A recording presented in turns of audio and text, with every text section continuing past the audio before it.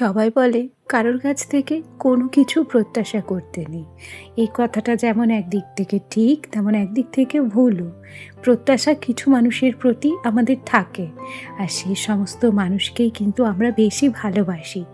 যাদের প্রতি আমাদের অধিকার আছে, যাদের প্রতি আমাদের ভালোবাসা আছে, মাত্র তাদের কাছ থেকেই আমরা কিছু আশা কিংবা প্রত্যাশা করতে পারি, তাই না বলো? আমি এই কথাটাও তো শুনেছি গো, যে যারা যত প্রত্যাশা করে কিংবা যারা যত আশা করে তারা দুঃখ পায় বেশি। তবে সেই সাথে এই কথাটাও তো ঠিক, আশা কিংবা প্রত্যাশা ছাড়া মানুষ যে বাঁচতেও পারে না। যাই হোক, চলো, অনেক গল্প অনেক কথা হবে তোমাদের সঙ্গে। তার আগে নিজের পরিচয়টা তো দিয়ে নিই। নমস্কার, কেমন আছো সবাই? আশা করছি সবাই ভালো আছো, আর আমরাও বেশ ভালো আছি। আমি রিমি। আজকে আমার আরও একটি নতুন ব্লগে তোমাদের সবাইকে অনেক অনেক স্বাগত জানাই। ব্লগের শুরুতেই সুন্দর করে আমার বিছানাটাকে গুছিয়ে নিয়েছি, এবং নতুন বেডশিট দিয়ে সাজানো আমার বিছানাটা একদম নতুন করে গুছিয়ে নিয়েছি। খেয়াল করে দেখেছিলে বালিশের সংখ্যা একটু কমিয়ে দিয়েছিলাম। আর তারপর দেখো, এখানে যে সমস্ত চাদর মশারি ছিল সেগুলোকেও ভাঁজ করে নিচ্ছি। মশারিটাকে তো বালিশের কভারের মধ্যে সুন্দর করে ভরে ভাঁজ করে নিলাম, তারপর সুন্দর করে গায়ের চাদরটাও ভাঁজ করেছি।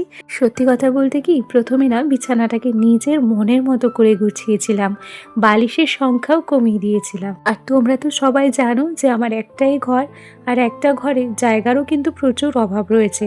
চারিদিকে সমস্ত কিছু সাজানো গোছানো রয়েছে, একটার পর একটা জিনিসে আমার ঘর কিন্তু পুরো ভর্তি।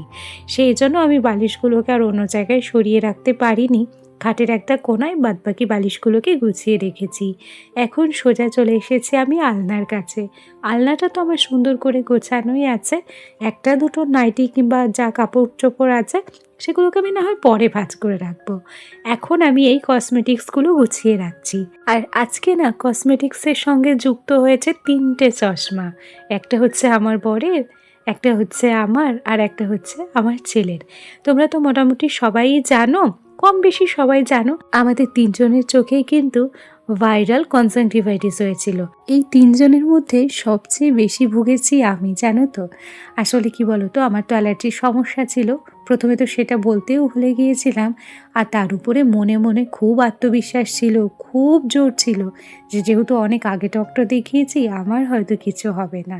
তবে সেই আত্মবিশ্বাসটা আমার ভেঙেই গেল। এতটা পরিমাণ চোখে বাড়াবাড়ি হয়েছিল, সেটা আর বলার মতো না, জানো। আমি তো এক প্রকার খুব ভয় পেয়ে গিয়েছিলাম। তবে ভয় পেয়ে গেলেও ধৈর্যের সঙ্গে আমি কিন্তু সমস্ত দিক ম্যানেজ করেছি। আমার জায়গায় অন্য কেউ হলে হয়তো 3-4টে ডক্টর চেঞ্জ করা হয়ে যেত। তবে আমি না বরাবরই ডক্টরের ব্যাপারে একটু হলেও ভাবনা চিন্তা করি। আমি ঝট করে কোনো কিছু সিদ্ধান্ত নিই না। আসলে কি, যে কোনো শারীরিক সমস্যার জন্য যদি তুমি কোনো ডক্টর দেখাও, তাহলে সেই ডক্টরের উপর কিছুদিন অন্তত বিশ্বাস রাখা উচিত। কেন কি, ঝট করে আমরা যখন কোনো রোগের ক্ষেত্রে ডক্টর চেঞ্জ করব, যখন একটা নতুন ডক্টরের কাছে যাব, তখন কিন্তু আমাদের ট্রিটমেন্টটা সেই প্রথম থেকে শুরু হবে। এক্ষেত্রে আমাকেও অনেকে বলেছিল চোখের ডক্টর চেঞ্জ করতে। তবে জানো তো, আমি কিছুদিন সময় দিয়েছি। আমি যে ডক্টরকে প্রথম দেখাতে শুরু করেছি, তার কাছেই আমি কিন্তু যতবার যেতে বলেছে ততবার গিয়ে গিয়ে দেখিয়ে এসেছি। আর এখন আমি আগের থেকে অনেক ভালো আছি।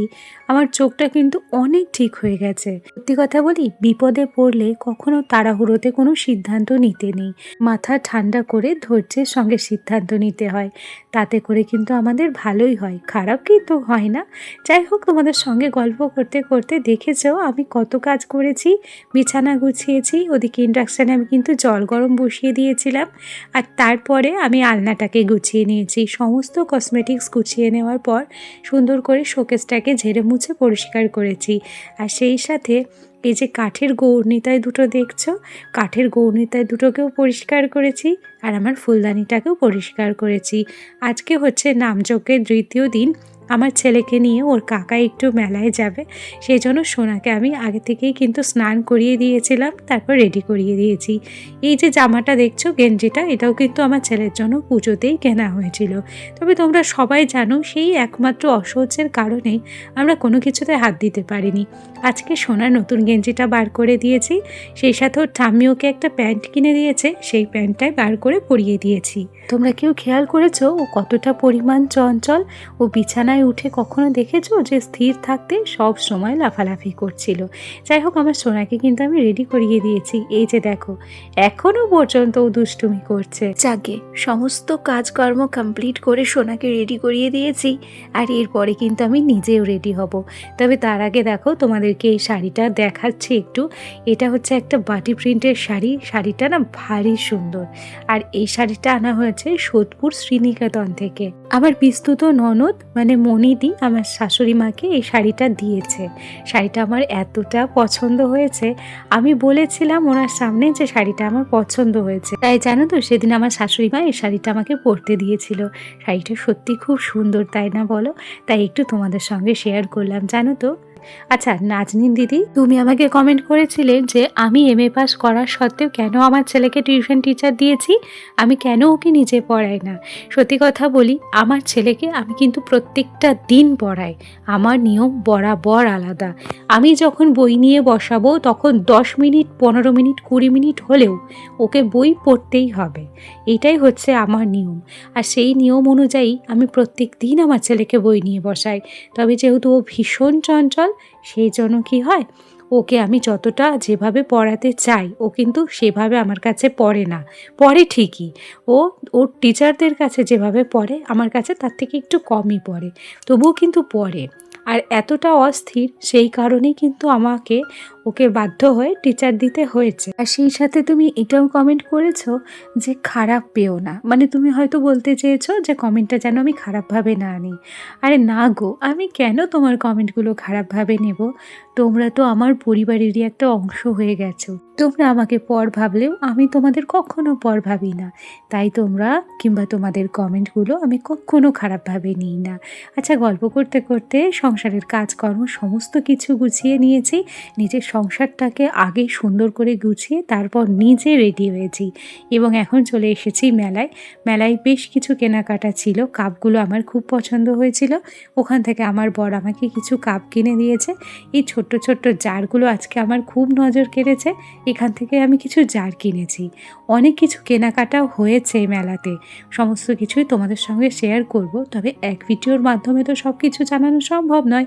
ধীরে ধীরে সমস্ত কিছু শেয়ার করব। এখানে সমস্ত কালেকশনগুলো বেশ সুন্দর ছিল। আমি হাতে নিয়ে বেশ নাড়াচাড়া করছিলাম। আর কিছু কেনাকাটাও কিন্তু করেছি।